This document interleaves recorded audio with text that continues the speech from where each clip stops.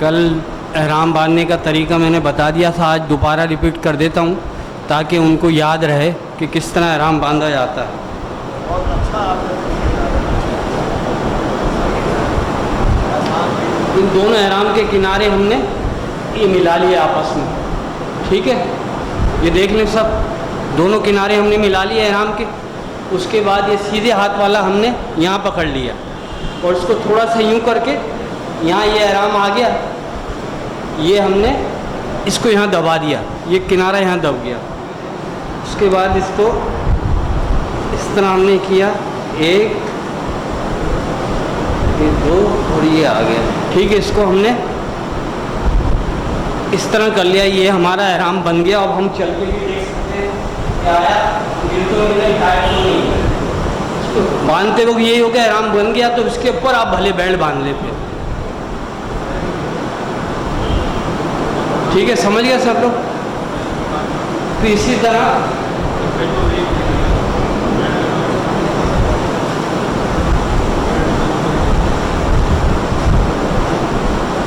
اس میں بیلٹ کی بھی اگر ضرورت نہیں ہے، لیکن احتیاطاً بیلٹ باندھ لیں تو اچھی بات ہے، لیکن یہ نیت ہو کہ بیلٹ ہم اس لیے نہیں باندھ رہے کہ احرام رک جائے، یہ رکے۔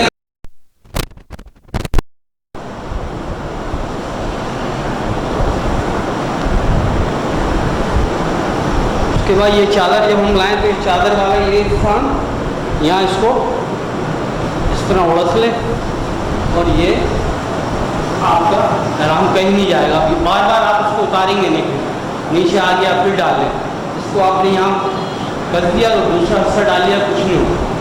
جب ہم عمرہ کرنے جائیں گے تو انشاءاللہ اس سیدھا کاندھا ہم کھول کے اس کو اس طرح کر لیں گے، اور جب ہم طواف کے چکر شروع کریں گے استلام کے سامنے پہنچ کے بسم اللہ اللہ اکبر وللہ الحمد سن کے جب ہم طواف شروع کریں گے تو ہم نے شروع کے 3 چکر جو ہے نا رمل کرنا ہے، اس کو رمل کہتے ہیں، جیسے پہلوان پنجے کے ملاقات کے چلتا ہے اس طرح ہم نے 3 چکر کرنے ہیں، اسے رمل کہتے ہیں۔ 3 چکر کرنے کے بعد پھر ہم نے اپنی واپس اسی 4 چکر پورے کر کے پورے 7 چکر مکمل کرنا ہے۔ ویسے انشاءاللہ ہم لوگ ساتھ ہوں گے آپ کے، تو آپ کو بتائیں گے۔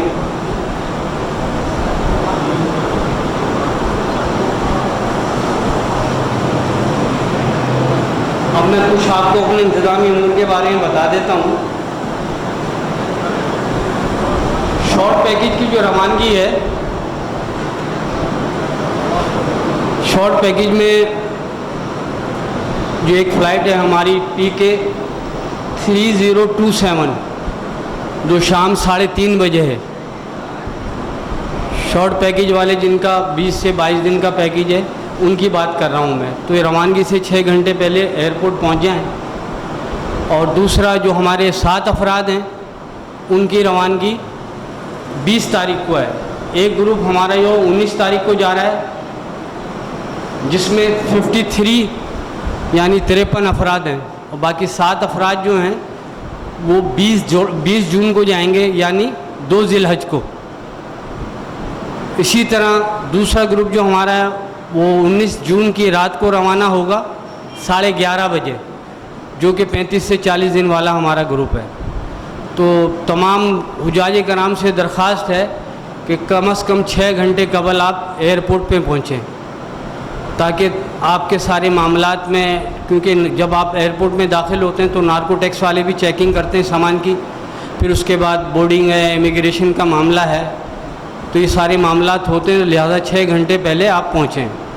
اسی طرح لانگ پیکج جو ہے ہمارا، اس کا بریک اپ 16,65,000 روپے کا ہے، جو 35 سے 40 دن کا ہے۔ اور 2 شارٹ پیکج ہے، اس میں ایک پیکج ہمارا 15,75,000 روپے کا ہے، جس میں مکہ کی رہائش شامل ہے، اور ایک پیکج شارٹ پیکج جو کہ عزیزیہ پیکج کہلاتا ہے، اس میں صرف عزیزیہ اور مدینہ ہے، اس کا پیکج 14,95,000 روپے کا ہے۔ تو یہ سب ذہن میں رکھیے گا، بریک اپ میں نے آپ کو بتا دیا ہے۔ اور اس کے علاوہ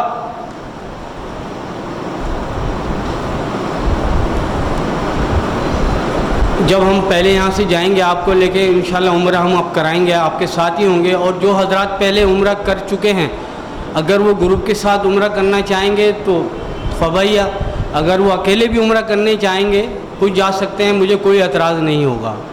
اس کے علاوہ جب حج کے ایام میں سب سے پہلے جو ہمارا امتحان شروع ہوتا ہے نا, وہ صبر سے ہوتا ہے. اگر ہم لوگ صبر کریں گے, احتیاط کریں گے, خاموشی اختیار کریں گے, تو انشاءاللہ آپ کا سفر ایسا ہوگا آپ کو کسی قسم کی کوئی تکلیف نہیں ہوگی. مثال کے طور پہ جیسے ہم جدہ ایئرپورٹ پہ اتریں تو پھر وہاں سے ہمارا امتحان شروع ہو جاتا ہے. یہ دیکھ لیں, جدہ ایئرپورٹ سے بیت الحجاج میں ہم آئیں گے امیگریشن کرا کے, تو ہمیں بسوں کا انتظار کرنا پڑے گا. تو وہاں بھی بڑا صبر و تحمل کا مظاہرہ کرنا ہے. یہ نہیں کہ بھئی بس کیوں نہیں آئی, کیونکہ وہاں سارے انتظامات سعودی گورنمنٹ کے ہاتھ میں ہوتے ہیں. تو وہاں سے ہمارا صبر کا امتحان شروع ہو جاتا ہے. پھر اس کے بعد جب ہمارے بسوں میں ہم بیٹھیں گے, سامان لوڈ ہوگا. سامان آپ نے اٹھانا نہیں ہے, صرف آپ نے اپنا ہینڈ کیری اٹھانا ہے. وہاں سامان اٹھا کے وہاں کے لوڈر وغیرہ خود سامان رکھیں گے, وہ رکھ کے وہ لوگ بس پہ سامان لائیں گے, خود ہی بس میں رکھیں گے. وہ آپ نے جانا ہے, اب لائن لگ کے جیسے 50 افراد ہیں یا 45 افراد ہیں, ایک بیچ بنتا ہے پورا, اور بس میں آپ کو بٹھا دیا جائے گا. سامان آپ کا انشاءاللہ بس میں لوڈ ہو جائے گا, سامان کی پریشانی کی ضرورت نہیں ہے. اور سامان اللہ نہ کرے ادھر ادھر ہو گیا تو مل جاتا ہے وہ. تو یہ سارے معاملات ہیں. جب آپ بس میں بیٹھیں گے, بس سے پھر آپ آئیں گے اپنے ہوٹلوں میں. جب اپنے ہوٹلوں میں آتے ہیں تو سامان وغیرہ اتر رہا ہوتا ہے, تو پھر حاجی یہی کوشش کرتا ہے کہ یار پتہ نہیں ہمارا سامان آئے گا نہیں آئے گا, لیکن انشاءاللہ ابھی تک تو ایسا نہیں ہوا, سامان آ جاتا ہے. جب پھر ہوٹل میں اندر آتے ہیں تو لفٹوں پہ رش ہو جاتا ہے, کیونکہ ایک گروپ ایک ساتھ ہی آیا ہوتا ہے. اب حاجی یہ سمجھتا ہے کہ پتہ نہیں یار کتنی دیر لگے گی چڑھنے میں, تو بڑا وہ جلد بازی ہو جاتا ہے. تو وہاں تھوڑا سا انتظار کریں, صبر کریں, کیونکہ لفٹیں 4 ہوتی ہیں. ہمارا بھی گروپ آ گیا, پتہ چلا ایک گروپ اور آیا ہوا ہے, تو اس میں تھوڑا انتظار کرنا پڑتا ہے. تو وہاں ہمیں تھوڑا صبر کا مظاہرہ کرنا پڑے گا. اسی طرح پھر ہم جب 7 ذی الحجہ کی رات کو یا 8 ذی الحجہ کو فجر کی نماز کے بعد ہم عزیزیہ سے نکلیں گے, تو ہم بس کے انتظار میں ہوتے ہیں, کیونکہ تمام کی روانگی مینا کے لیے ہو رہی ہوتی ہے. پورے حجاج کرام جو دنیا بھر کے, جبکہ اس دفعہ جو تعداد ہے تقریباً 30 سے 35 لاکھ کی تعداد ہے, تو تمام کا رخ مینا کی طرف ہوتا ہے. تو ساری بسیں سب مینا کی طرف جاری ہوتی ہیں. تو بسوں کے آنے میں دیر ہو جاتی ہے, تو اس میں تھوڑا ہمیں انتظار کر, کیونکہ حاجی احرام باندھ لیتا ہے, نیت کر لیتا ہے احرام مینا جانے کے لیے. اور جب احرام باندھ لیتا ہے تو شیطان بھی بار بار ورغلاتا ہے. تو حاجی بار بار بولتا ہے یار ابھی بس نہیں آئی, کیوں نہیں آئی, بس کیا ہے. تو وہاں تھوڑا صبر کا مظاہرہ کرنا ہے نا, کیونکہ جب ہم جس مقصد کے لیے آئیں, حج کے لیے, ہمارا ہاں اصل مقصد ہمارا حج کرنا ہے. اور جب آپ صبر کے ساتھ سارے معاملات کریں گے تو انشاءاللہ تعالیٰ آپ کا حج مبرور ہوگا اور اللہ قبول کرے گا انشاءاللہ. تو پھر جب ہم عزیزیہ جائیں گے, بسیں آ جائیں گی, مینا پہنچ جائیں گے, تو مینا میں اپنے خیموں میں جب پہنچیں گے تو ہمارے صوفہ کم بیڈ ہیں مینا کے اندر نا. کوشش کیجئے گا کہ اپنا جو آپ کا صوفہ کم بیڈ آپ کے حصے میں آ رہا ہے, آپ اسی پہ مطلب بیٹھیں یا لیٹیں, جو بھی کریں. تو مینا میں پہنچنے کے بعد سب سے پہلے یہ کہ اپنے آپ کو سیٹ کرنا ہے آپ نے. جب آپ سیٹ ہو جائیں تو پھر آپ اپنی عبادت کی طرف توجہ دیں, عبادت کریں, آپس میں باتیں بالکل نہ کریں, تلبیہ پڑھتا رہیں, تسبیح پڑھتے رہیں, درود شریف پڑھتے رہیں. تو انشاءاللہ وہاں پہ کسی قسم کے معاملات نہیں ہوں گے. کھانے پینے کی طرف سے آپ کو کوئی سوچنے کی ضرورت نہیں ہے. اسی طرح جب مینا سے ہم عرفات کے لیے جائیں گے تو تمام حجاج کرام کا رخ عرفات کے لیے ہوتا ہے, جانے کے لیے. تمام بسیں لائن لگی ہوئی ہوتی ہیں. اور حاجی, میں اپنے تجربے کی بات بتا رہا ہوں آپ کو, لیکن کوشش کرتے ہیں کہ اس طرح نہ ہو. تمام حاجی جو ہے نا بس بسوں میں چڑھنے کے لیے ایک دوسرے سے ایسے لڑ رہے ہوتے ہیں کہ بس ہم بس میں سوار ہو جائیں اور کوئی سوار ہو نہ ہو. ایسا کرنے کی ضرورت نہیں ہے. آرام سے سکون سے اپنی بسوں میں چڑھیں گے, انشاءاللہ عرفات پہنچیں گے اور پہنچتے ہیں. تو کوئی بے صبری دکھانے کی ضرورت نہیں ہے. عرفات مینا سے ہم انشاءاللہ عرفات پہنچیں گے, عرفات میں قیام کریں گے. وہاں پہ تھوڑی جب جائیں گے تو اگر ہم رات کو جاتے ہیں یا فجر کے بعد جاتے ہیں تو لازم بات انسان تھکا ہوتا ہے. وہاں آپ ناشتہ ملے گا, ناشتہ کر کے آپ تھوڑا آرام کرنا چاہیں آرام کر لیں. آرام کرنے کے بعد آپ باہر آئیں, وضو کریں اور اپنی عبادت میں لگ جائیں. جیسی نماز کا ٹائم ہوگا, جیسے حضرت صاحب نے بتایا جو مسجد نمرہ جانا چاہے نماز ادا کرنے، اگر ہمارے وہاں عرفات میں قریب ہے مسجد نمرہ تو میں تو آپ کو بولوں گا چلے جائیں اگر قریب ہے، اور اگر دور ہے تو پھر میں آپ سے کہوں گا آپ کو جانے کی ضرورت نہیں ہے. ہم ظہر کے ٹائم ظہر کی نماز اپنا عرفات کے خیموں میں ادا کریں گے، اور عصر کے وقت عصر کی نماز اپنے خیموں میں ادا کریں گے. باقی جو جانا چاہے میری طرف سے منع نہیں ہوگا، آپ جا سکتے ہیں، لیکن جانے میں ایک تو 2 نقصان ہیں، کیونکہ حاجی کو پتہ نہیں ہوتا مسجد نمرہ کا ایک حصہ مینا کے حصے اپنا عرفات کے حصے سے باہر ہے. غلطی سے حاجی اس حصے میں چلا گیا، وہاں اس نے نماز ادا کر لی تو اس کی نماز تو ادا نہیں ہوئی نا. پھر اب حاجی کو یہ پتہ نہیں ہوتا کسی کو، تو ایک بڑا نقصان تو یہ ہے. اور دوسرا نقصان یہ ہے کہ جب حاجی عرفات سے اپنے خیموں سے نکلتا ہے نا تو تمام روڈ اور خیمے ایک جیسے ہیں. اب وہ نکل گیا اپنے خیموں سے، واپسی میں وہ ڈھونڈ رہا ہے یار میں کون سے روڈ سے آیا تھا، میں کون سے خیمے سے آیا تھا. وہ بس پھر حاجی بھٹک گیا تو پھر وہ بیچارہ یا تو مینا میں آتا ہے اکیلا تلاش کرتا ہوا اپنا خیمہ، یا کہیں مزدلفہ میں ملاقات ہو گئی. تو لہٰذا اس وجہ سے میں مشورہ دیتا ہوں کہ اپنے خیموں میں عرفات میں موجود رہیں، اور انشاءاللہ آپ اپنے اپنے وقوف تو الگ کریں گے، اجتماعی وقوف بھی انشاءاللہ عرفات میں ہم ادا کرائیں گے. آپ کا اجتماعی دعا عرفات میں ہوگی، وہ اجتماعی وقوف ہوگا، وہ بھی ہم کرائیں گے انشاءاللہ. باقی آپ اپنی فیملی کے ساتھ کھڑے ہو کے اپنا کھلے آسمان کے تلے آپ اپنا وقوف کریں انشاءاللہ، کوئی ایسی بات نہیں ہے. پھر عرفات سے مزدلفہ کے لیے روانگی سب سے بڑا مسئلہ ہے. عرفات سے مزدلفہ کے لیے میں نے جو اپنا عقد کیا ایگریمنٹ کیا ہے اس میں لکھا ہوا ہے کہ شاید ہم کو عرفات سے مزدلفہ پیدل بھی جانا پڑے، تو یہ ذہن میں رکھیے گا. لیکن انشاءاللہ ہماری پوری کوشش ہوتی ہے کہ ہمارے حجاج کرام پریشان نہ ہو، لیکن ہوگا تو وہ جو اللہ نے ہمارے اور آپ کے مقدر میں کیا ہے. لیکن پوری کوشش ہوگی کہ آپ کو مشکلات نہ ہو. لیکن پھر بھی ذہنی طور پہ آپ تیار رہیے گا. روزانہ صبح فجر کے بعد یا عصر کے بعد پیدل چلنے کی عادت ڈالیں، کیونکہ یہاں سے آپ کو پیدل چلنے کی عادت پڑ گئی تو انشاءاللہ تعالیٰ آپ کو ایسا حج ملے گا کہ آپ نے محسوس ہی نہیں ہوگا کہ ہمارا حج کیسے ہو گیا اللہ کے فضل و کرم سے.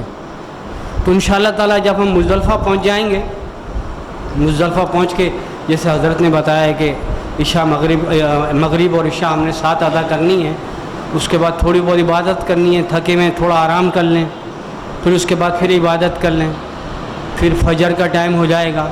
تو جیسے ہی میں آپ کو بتاؤں گا انشاءاللہ پاؤں پھٹ رہی ہوتی ہے نا آسمان سے، ہلکی ہلکی پاؤں پھٹ رہی، تو سمجھ لیں آپ کا وہ وقوف کا ٹائم ہے.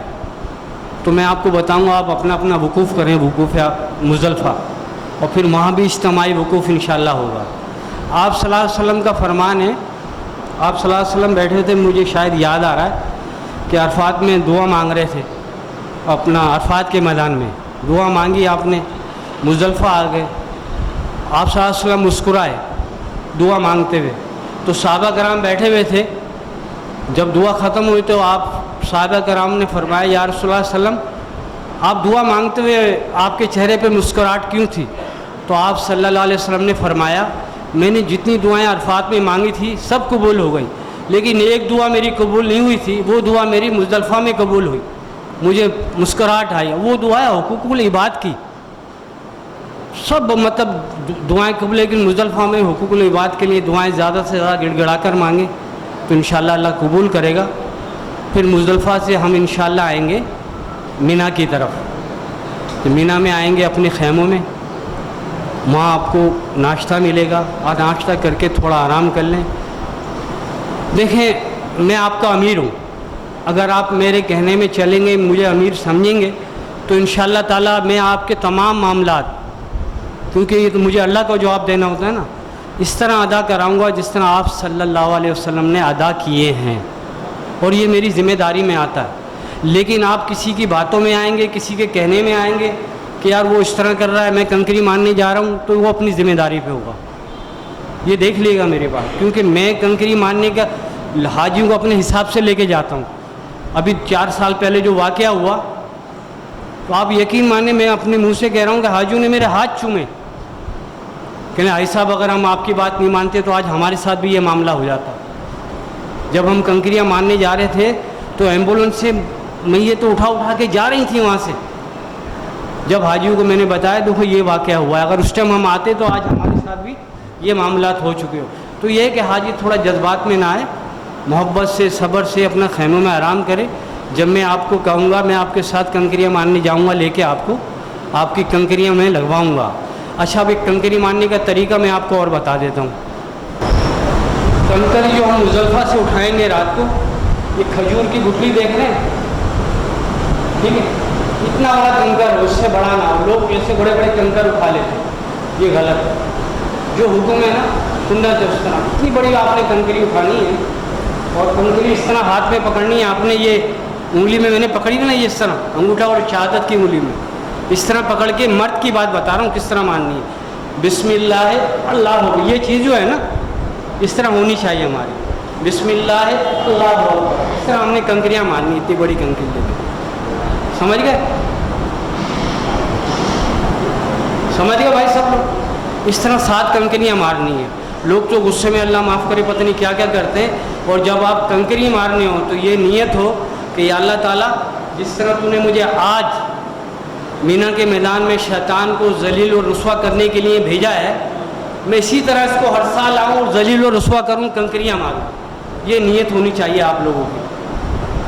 اور ہر سال آؤں انشاءاللہ، اللہ تعالیٰ آپ کو ہر سال بلائے گا اس حد تک. اس کے علاوہ اور کوئی بات پوچھنی ہو حج کے ارکان کے حوالے سے، جس طرح میں نے ابھی بتایا مزدلفہ، مینا، عرفات میں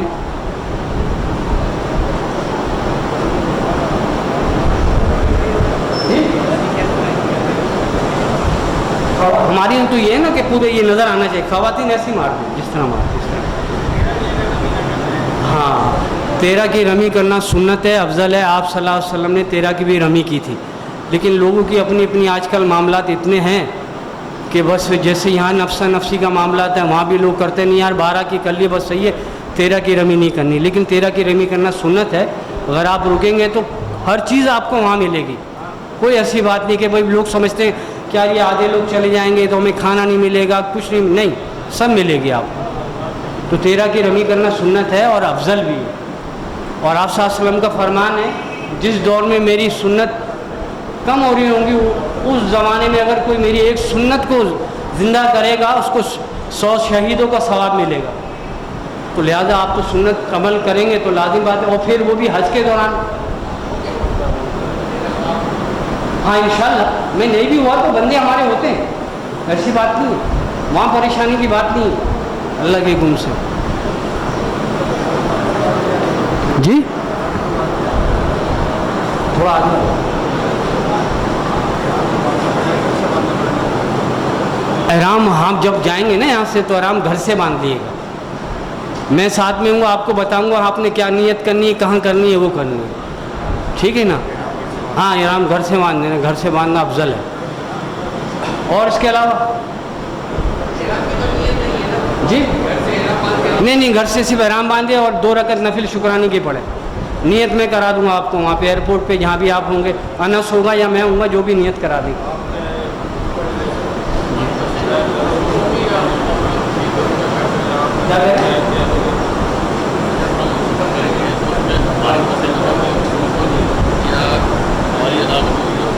نہیں بسیں جو ہیں ہماری انشاءاللہ جیسے اب ہمارا کاروان حنفی کا 45 کا گروپ ہے تو انشاءاللہ کوشش تو یہ کہ ایک ہی بس ہو. لیکن کہیں جیسے مزدلفہ ہے، مزدلفہ مینا آنے کے لیے اس میں بس میں شاید کچھ حاجی دوسری آپ بس میں کچھ اس میں ہوتے ہیں. لیکن آپ کو جو کارڈ ملے گا نا، جو سامان میں دوں گا جس دن آپ آؤ گے تو میں آپ کو بتاؤں گا کہ بھئی اگر آپ بچھڑ جائیں تو آپ نے کیا چیز یاد رکھنی ہے. ساری چیزیں میں آپ کو بتاؤں گا تو انشاءاللہ آپ کو پرابلم نہیں ہوگی اللہ کے حکم سے.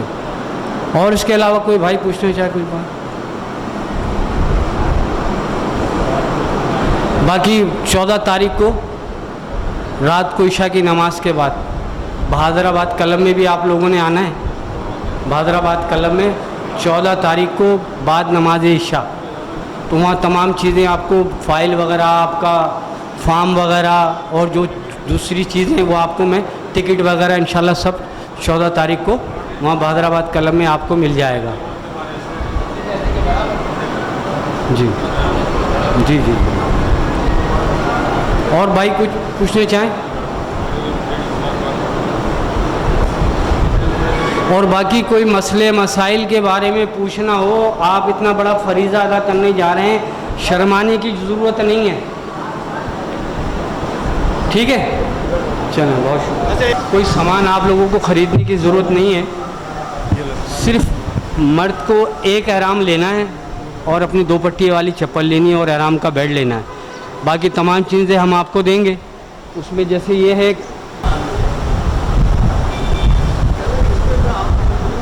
یہ آپ کی ہینڈ کیری ہوگی، یہ اس سے بڑا بیگ ہے اور وہ فل سائز بیگ ہے۔ اسی طرح تھرماس ملے گا آپ کو، ایک جینٹس کا احرام ملے گا، لیڈیز کا اسکارف ملے گا، چھوٹا قرآن شریف ملے گا، طواف کی تسبیح، طواف اپنا کنکر مارنے والی تھیلی اور چپل کی تھیلی، لیڈیز کا پرس اور اسی طرح جینٹس کا پرس، یہ تمام چیزیں آپ کو ملیں گی۔ صرف آپ نے 2 پٹی والی چپل اور ایک احرام اور ایک بیلٹ لینا ہے، باقی 13 آئٹم ہم آپ کو دیں گے، تو لہذا کوئی خریداری نہ کریں۔ صرف جینٹس ایک احرام لے گا، ایک احرام ہم دیں گے، جی جی، ایک چپل، جوڑی چپل لینی ہے آپ نے اور ایک بیلٹ لینا ہے، بس یہ 3 چیزیں آپ نے لینی، باقی 13 چیزیں ہم دیں گے آپ کو، ٹھیک؟